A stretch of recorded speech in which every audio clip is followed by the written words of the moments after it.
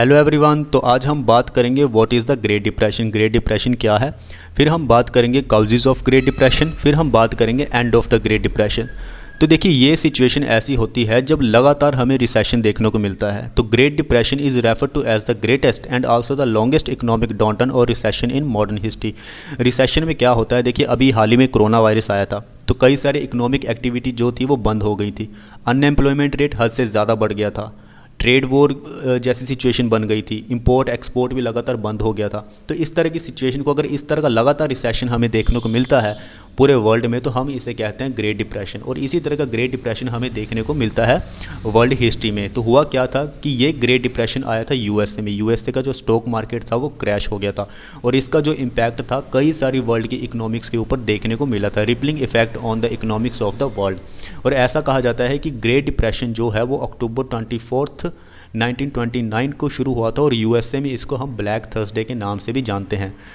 जो इन्वेस्टर जिन्होंने अपना पैसा इन्वेस्ट किया हुआ था वो काफ़ी ज़्यादा पैनिक में आ गए थे, उनको काफ़ी ज़्यादा हानि हुई थी, और स्टॉक मार्केट में $30 बिलियन का नुकसान हुआ था।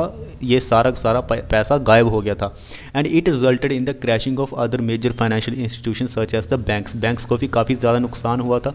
कई सारे जो वर्ल्ड के या दूसरी कंट्रीज़ के जो बैंक्स थे उनको भी नुकसान हुआ था, और ऐसा कहा जाता है कि 5000 बैंक्स ऐसे थे जो बैंकरप्ट हो गए थे, जिनके पास पैसा था ही नहीं, पैसा लॉस्ट हो गया था, क्योंकि स्टॉक मार्केट क्रैश हुआ था 1929 को।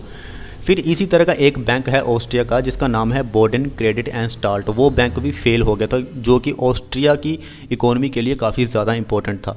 आगे अगर मैं बात करूं तो ग्रेट डिप्रेशन से क्या हुआ कि कंज्यूमर की जो स्पेंडिंग थी वो काफ़ी ज़्यादा ड्रॉप हो गई। अगर कंज्यूमर की स्पेंडिंग कम होती है तो इसका एक साइकिल बन जाता है, जिसका पूरा का पूरा इम्पैक्ट पड़ता है इकोनॉमी के ऊपर।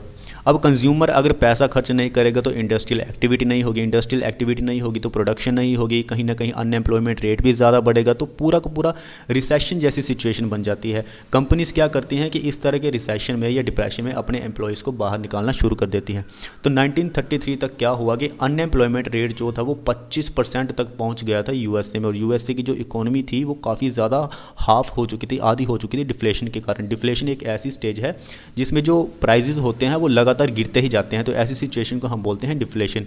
और around 15 million jobs were lost in the economy. 15 million से भी ज़्यादा जॉब्स चली गई थी इस ग्रेट डिप्रेशन में। And the other significant impact of the great depression was that कि कई सारे जो किसान थे उन्होंने अपनी प्रॉपर्टीज़ को खो दिया था ड्रॉट के कारण या ओवर कल्टिवेशन के कारण in the mid west America. इस टर्म को हम बोलते हैं dust bowl, which destroy the agriculture lands.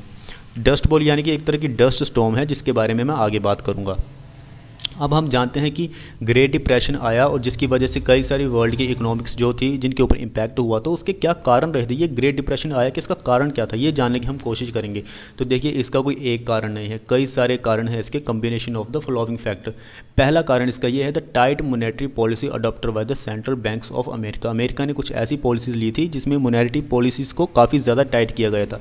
दूसरा इसका रीज़न जो हमने पहले भी डिस्कस किया है, the stock market crash of 1929 1929 में स्टॉक मार्केट क्रैश कर गई थी, कई सारे बैंक फेल हो गए थे स्टॉक मार्केट की वजह से, और लोगों ने अपना पैसा निकालना शुरू कर दिया बैंक से। इससे क्या हुआ कि बैंक के पास जो लोन देने की कैपेबिलिटी थी वो कम हो गई थी, जिसकी वजह से इंडस्ट्रियल एक्टिविटी नहीं हो पा रही थी।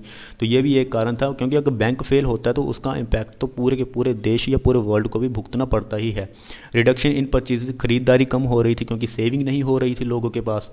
उसके बाद the passing of a smooth हाले टैरिफ और the tariff act of 1930 that imposed high taxes on imported goods. अब देखिए हुआ क्या, यूएसए ने अपनी इकोनॉमी को बचाने के लिए क्या किया कि जो वो इंपोर्ट करते थे सामान बाकी कंट्रीज से, उनके ऊपर उन्होंने हाई टैरिफ लगाना शुरू कर दिया। और इसी चीज़ को देखते हुए बाकी कंट्रीज़ ने रिटेलिएशन में ट्रेड पार्टनर्स इम्पोज्ड, जो बाकी कंट्रीज़ थे एज ए ट्रेड पार्टनर, उन्होंने हाई टैरिफ लगाना शुरू कर दिया जो यूएसए का सामान इंपोर्ट किया जाता था दूसरी कंट्रीज़ में। और इसकी वजह से क्या हुआ कि वर्ल्ड ट्रेड धीरे धीरे डिक्लाइन होना शुरू हो गया। About 2/3 world trade was declined between the periods of 1929 and 34। आगे अगर हम बात करें तो environmental degradation by drought and the farming practice that did not help in the soil preservation.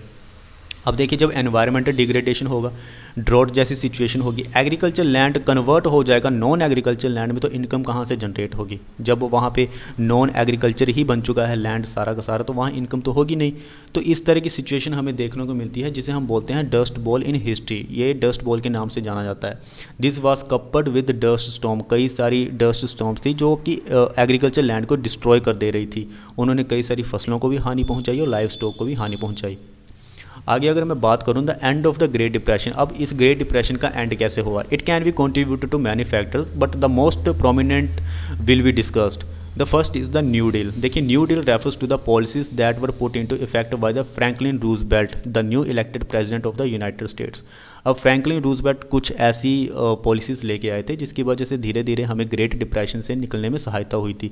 तो उन्होंने कई सारे एमरजेंसी एक्ट लेके आए थे, जैसे emergency bank act, emergency farm mortgage act and the agriculture adjustment act. इन सारी पॉलिसीज़ ने क्या किया कि इकोनॉमी को स्टेबलाइज करने की कोशिश की, और जो किसान, जो फार्मर्स थे, जो कहीं ना कहीं डस्ट बॉल की वजह से काफ़ी ज़्यादा प्रभावित हुए थे, उनको सिक्योरिटी प्रोवाइड करवाने की कोशिश की गई इन सभी एक्ट से। ये जो पॉलिसीज़ थी और जो अदर न्यू पॉलिसीज़ थी, इन्होंने एक तरह का इकोनॉमी में इंजेक्ट किया और एम्प्लॉयमेंट रेट जो थी, अनएम्प्लॉयमेंट रेट जो थी, उसको कहीं ना कहीं कम किया इस न्यू डील की वजह से। आगे वर्ल्ड वार 2 को भी ऐसा माना जाता है कि इसने भी ग्रेट डिप्रेशन को ख़त्म किया था। Some economist suggest that the start of world war 1 was one of the factors of ending the Great Depression as due to the joining of the USA in। अब यूएसए ने युद्ध में war शुरू कर दिया था।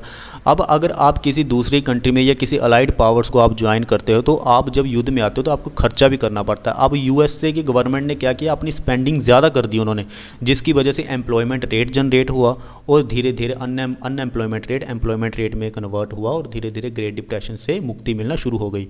So this coupled with sharp reduction at the end of the World War I, as I already discussed, in areas of taxes and the regulation contributed to the end of the Great Depression. तो World War II was also responsible for the end of the Great Depression. तो ये था Great Depression. Thank you very much friends.